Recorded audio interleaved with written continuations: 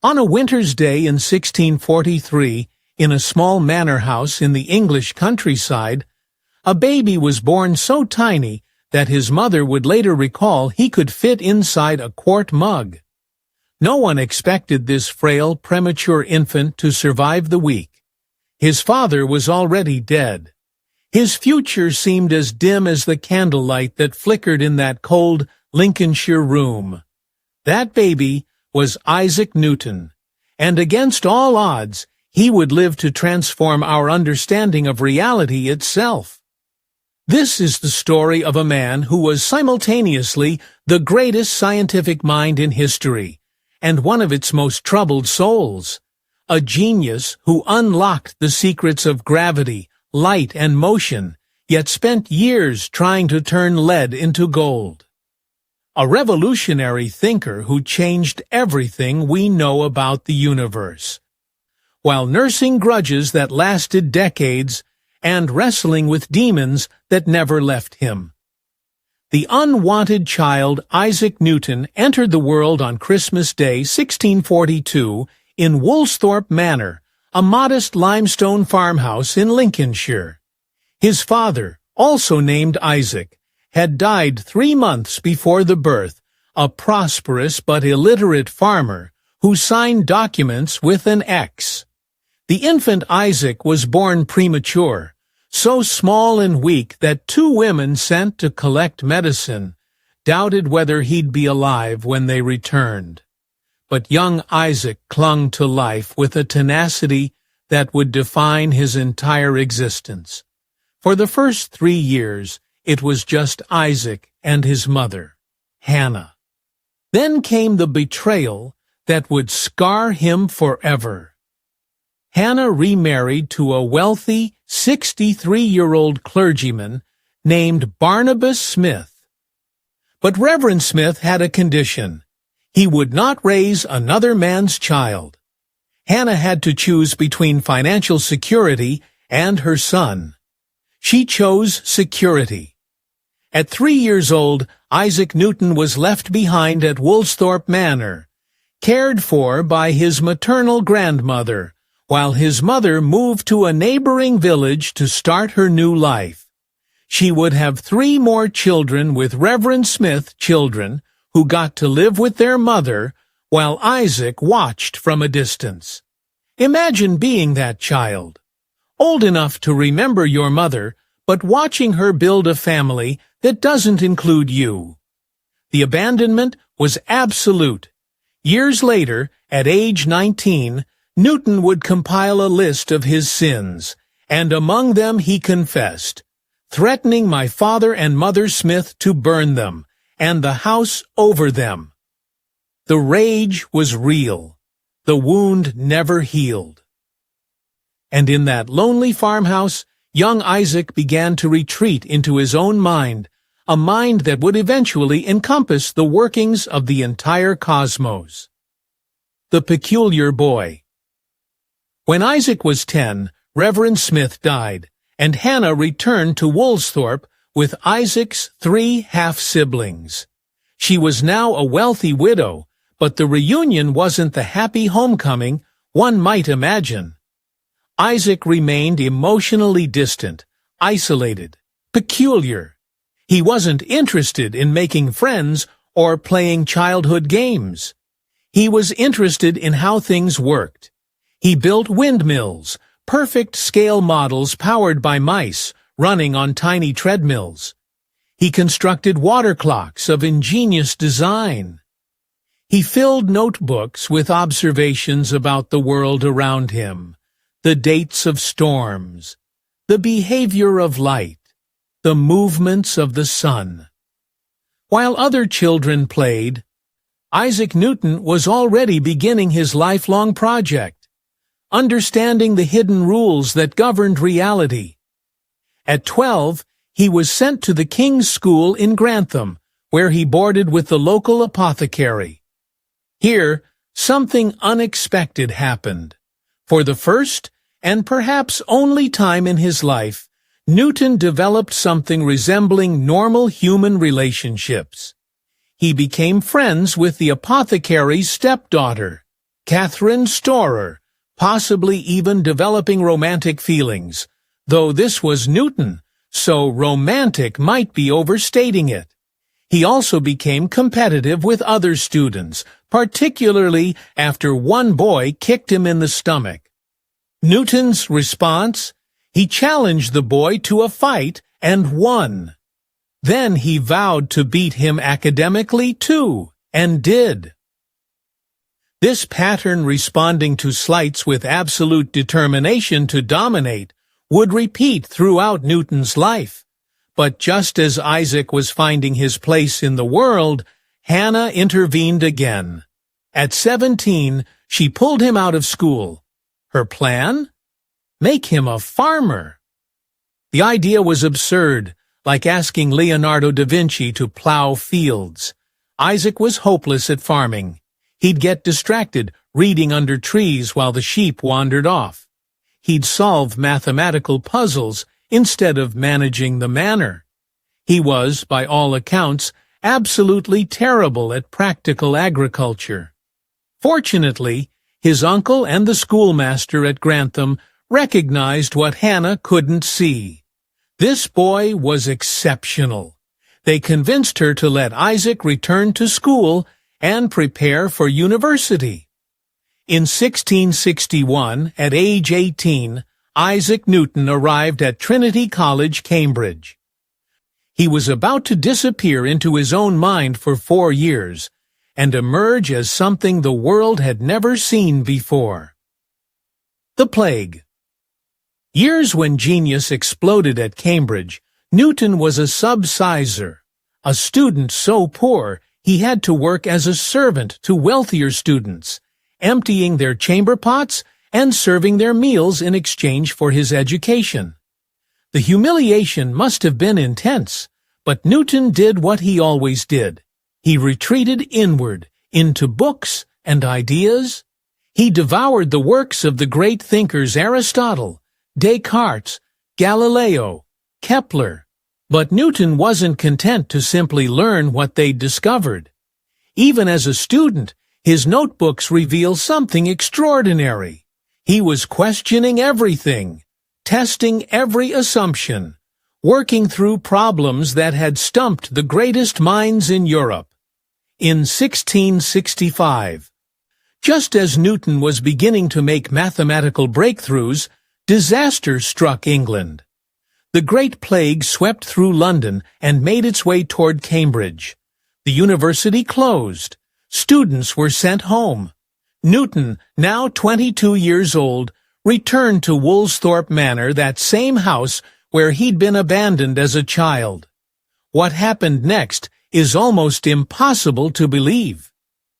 Isolated in the countryside, with nothing but time and his own thoughts, Isaac Newton embarked on what might be the most productive intellectual period any human being has ever experienced.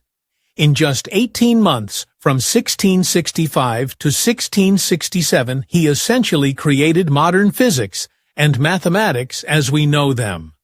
First, he invented calculus. Not the calculus you struggled with in high school. He invented the entire mathematical framework for understanding change and motion. He called it the method of fluxions, and it gave humanity, for the first time, a mathematical language precise enough to describe how things move, accelerate, and transform over time. The German mathematician Gottfried Leibniz would independently develop calculus around the same time, leading to a bitter priority dispute that would consume Newton's later years. But in that farmhouse in 1665, Newton got there first. Then he turned his attention to light. Using a prism he'd purchased at a local fair, Newton conducted experiments in his darkened bedroom.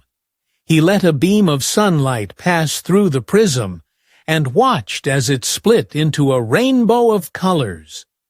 This wasn't new. People had known about this effect for years.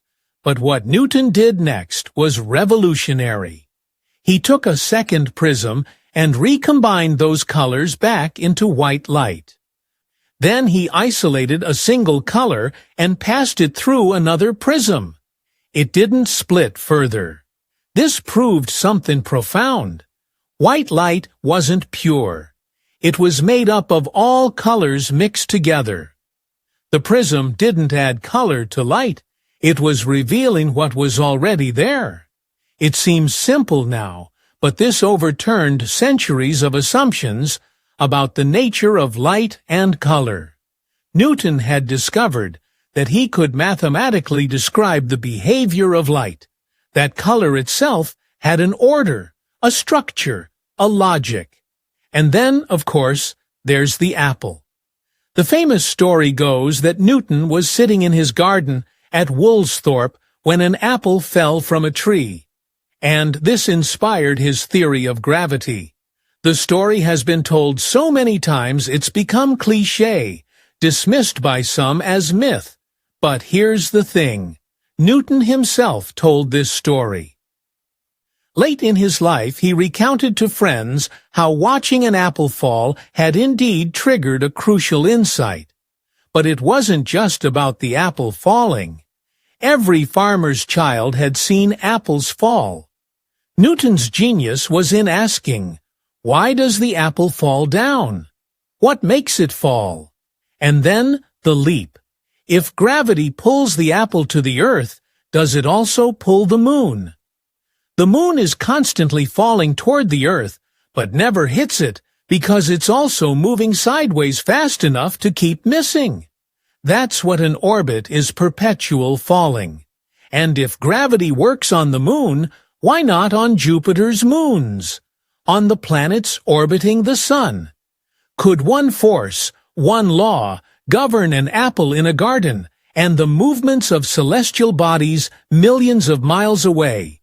In that farmhouse, Newton began working out the mathematics. He calculated, he tested, he refined. He was developing what would become his theory of universal gravitation, the idea that every object in the universe attracts every other object with a force proportional to their masses and inversely proportional to the square of the distance between them. One equation that explained why apples fall, why planets orbit, why the tides rise and fall, why comets trace their paths across the sky. He was 23 years old. Most of us spend our early 20s figuring out how to do laundry and pay rent.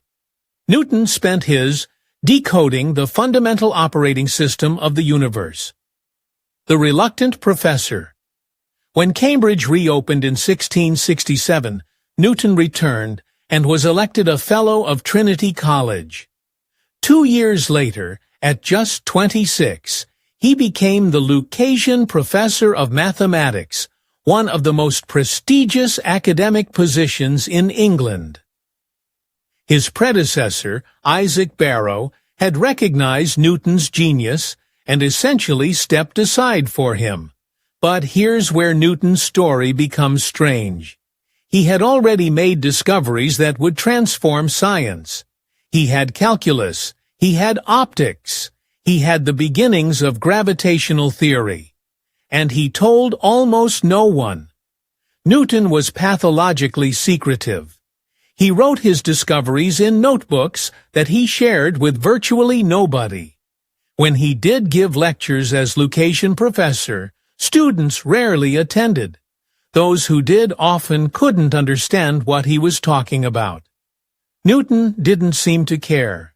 He was pursuing knowledge for its own sake, not for fame or recognition. Why this secrecy? Part of it was personality.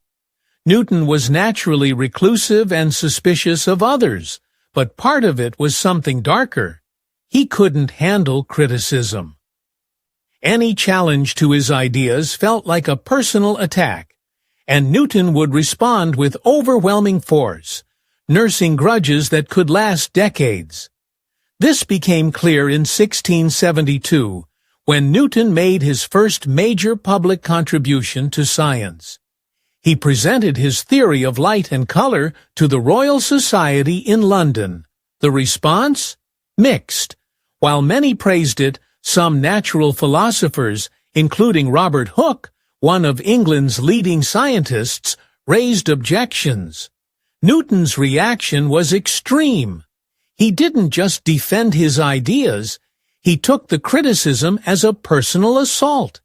He wrote bitter, aggressive letters. He seriously considered withdrawing from scientific discourse altogether. I was so persecuted with discussions arising from the publication of my theory of light, he later wrote, that I blamed my own imprudence for parting with so substantial a blessing as my quiet to run after a shadow. This pattern would repeat throughout his life. Newton would make a world-changing discovery, reluctantly share it, face even mild criticism, and then retreat into angry isolation. For nearly 2 decades after that initial controversy, Newton largely withdrew from publishing. He continued his research in private, conducting experiments in alchemy. Yes, trying to turn base metals into gold. Modern scientists sometimes feel embarrassed by Newton's alchemical work, but to him it was all part of the same project, uncovering the hidden laws that governed matter and motion. He also became obsessed with theology and biblical prophecy. Writing over 1 million words on religious subjects, more than he ever wrote on physics and mathematics combined. Newton was deeply religious, but in an unorthodox way. He secretly rejected the doctrine of the Trinity, which could have gotten him expelled from Cambridge, and possibly worse. His faith was as private and complicated as everything else about him. Meanwhile, his masterwork sat in drawers, unpublished. The Comet and the Wager. Everything changed one night in August 1684, when a young astronomer named Edmund Halley visited Newton in Cambridge.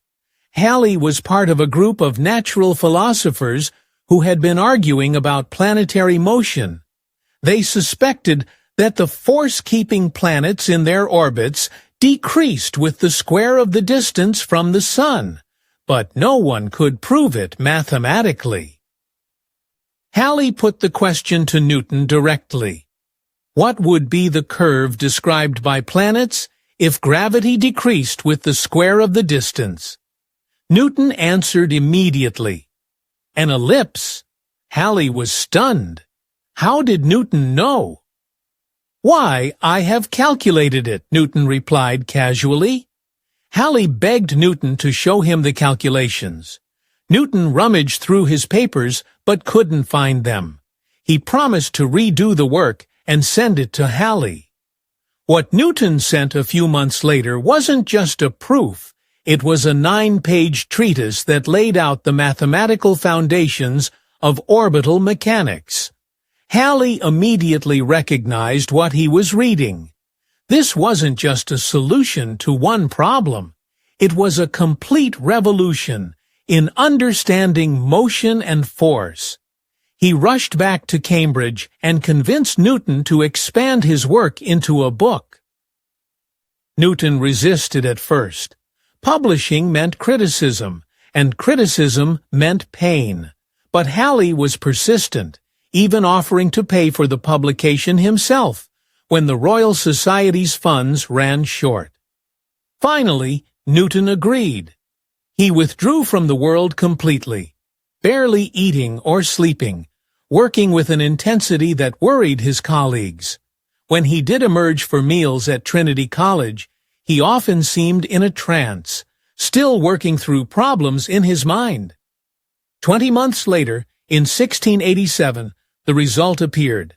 Philosophia Naturalis Principia Mathematica. Mathematical Principles of Natural Philosophy, or simply, the Principia. The Principia is arguably the most important scientific book ever written. In it, Newton presented his 3 laws of motion, laws so fundamental they're still taught to every physics student today. First law, Objects in motion stay in motion unless acted upon by a force. Second law, force equals mass times acceleration. Third law, for every action, there's an equal and opposite reaction. Then came the law of universal gravitation. Newton showed, with rigorous mathematical proof, that the same force that pulled apples to the ground also held the moon in its orbit, kept planets circling the sun, and governed the movements of comets across the solar system. For the first time in human history, the heavens and the earth were united under one set of laws. The Principia answered questions humanity had been asking for millennia. Why do planets move?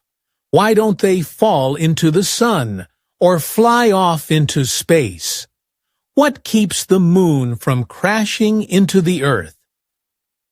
Newton didn't just answer these questions, he gave humanity the mathematical tools to predict celestial movements with stunning accuracy. It's difficult to overstate the impact. Before Newton, science was largely about observation and description. After Newton, science became predictive.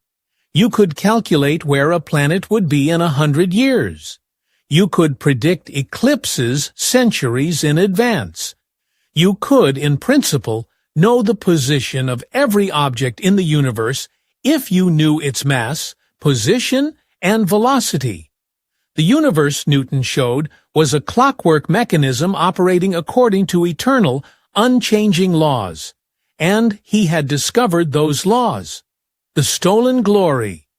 But even as the Principia was being published, Newton was entering into the most bitter conflict of his life. Robert Hooke, who had criticized Newton's theory of light years earlier, claimed that he had suggested the inverse square law of gravity to Newton first. Hooke wanted credit. Newton's response was thermonuclear. He didn't just defend his priority, he went back through the Principia and removed nearly every reference to Hooke's work. In later editions, Hooke's name essentially disappeared. It was intellectual annihilation. The feud with Hooke was ugly, but it paled in comparison to what came next, the Calculus Wars. In the 1690s, it became clear that Gottfried Leibniz in Germany had developed calculus independently around the same time as Newton. Leibniz had published his version in 1684, years before Newton published his. But Newton had been using calculus in his work since the 1660s, as some of his colleagues knew. Who deserved credit? The question became a full-scale war between English and continental mathematicians. Newton, by now president of the Royal Society, orchestrated a campaign to destroy Leibniz's reputation. He had the Royal Society form a committee to investigate the priority dispute. He may have even written the committee's independent report himself, a report that concluded Newton had invented calculus first and Leibniz had stolen it. It wasn't true. Both men had developed calculus independently, but Newton couldn't accept sharing credit. The dispute consumed the last decades of Newton's life and created a rift between English and continental mathematics that lasted generations. There's something tragic about this. Newton had achieved immortal glory. His Principia had made him the most famous scientist in the world. But it wasn't enough.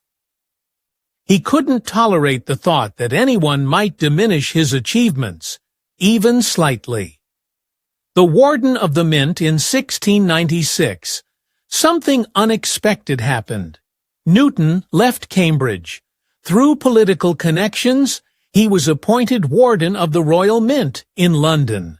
3 years later, he became Master of the Mint.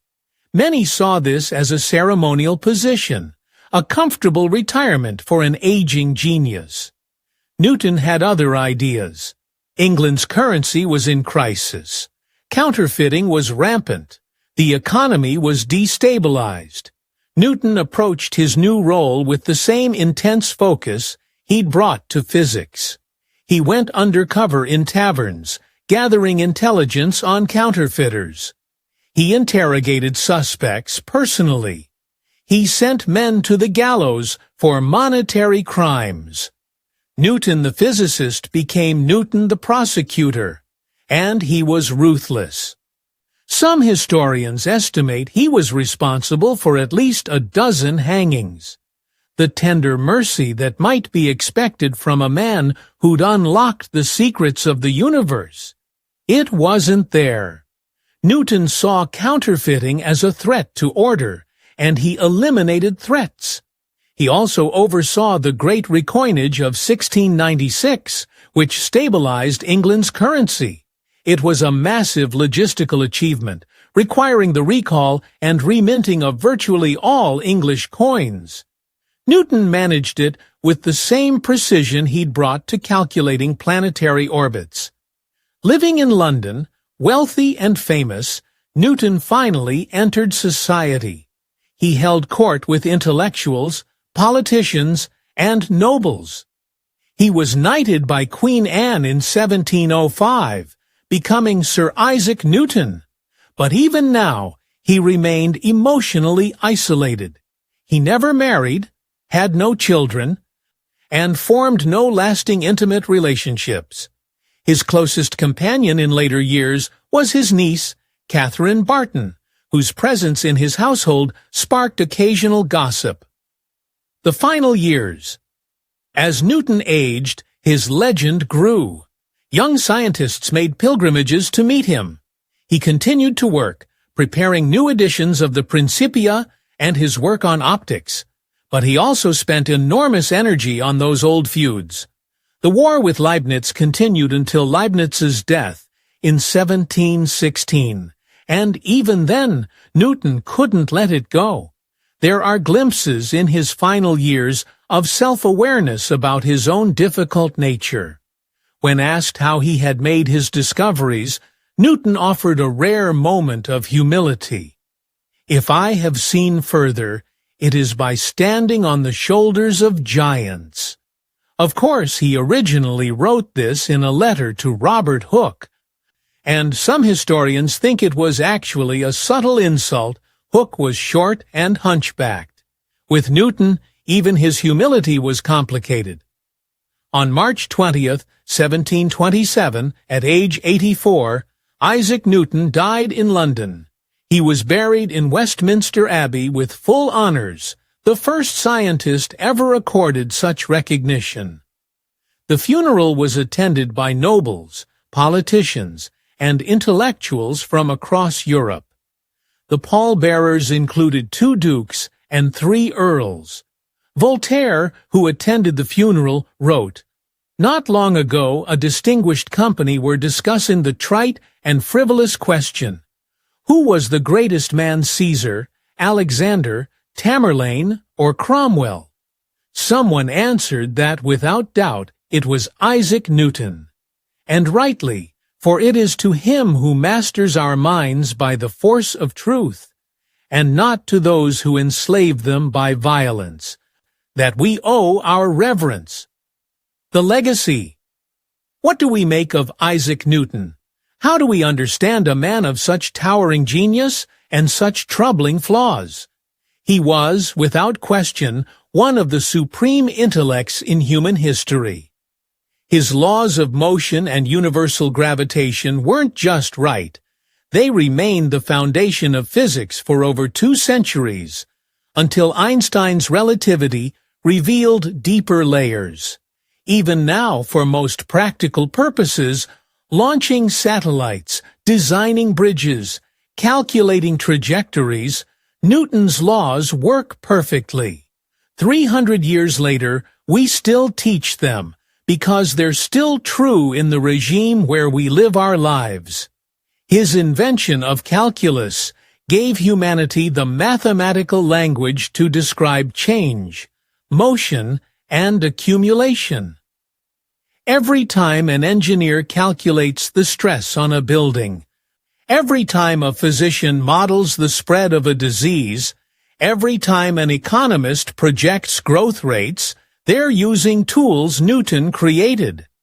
His work on optics laid the foundation for understanding light and color, influencing everything from art to astronomy. The reflecting telescope design he invented is still used in observatories worldwide. But Newton was also vindictive, petty, and emotionally damaged. He destroyed rivals professionally and personally.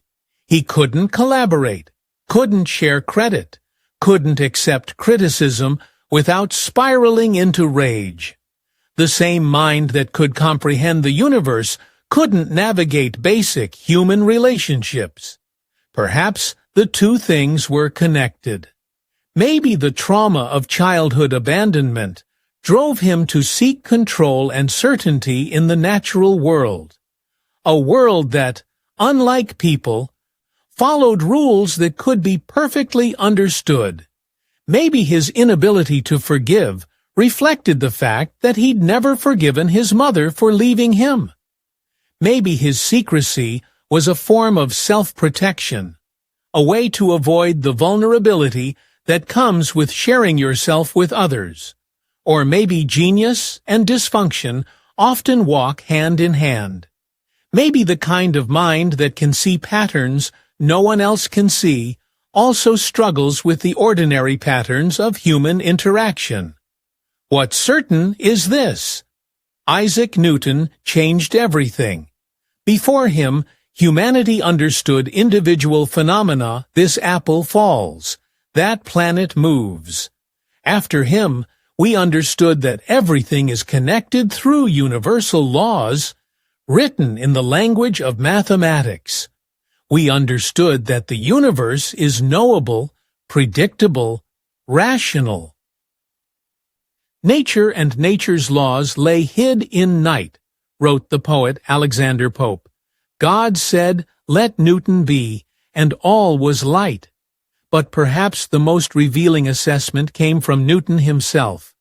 Near the end of his life he reflected, "I do not know what I may appear to the world, but to myself I seem to have been only like a boy playing on the seashore, and diverting myself in now and then finding a smoother pebble or a prettier shell than ordinary, whilst the great ocean of truth lay all undiscovered before me." Even after a lifetime of discovery, Newton saw infinity ahead. The boy abandoned in a farmhouse had grown into a man who touched the stars, yet never stopped feeling small before the vastness of what remained unknown. That combination, supreme confidence in his methods and humility before the universe's mysteries, might be his greatest legacy. He taught us that we can understand nature's laws, but also that there's always more to discover, always another mystery beyond the horizon. Isaac Newton died nearly 3 centuries ago, but every time we launch a rocket into space, every time we predict an eclipse, every time we use mathematics to understand the world around us, he lives on. The difficult, damaged, brilliant boy who could fit in a quart mug grew up to decode the cosmos, and that story, with all its complications and contradictions, is the story of scientific genius itself, imperfect, human, and utterly transformative.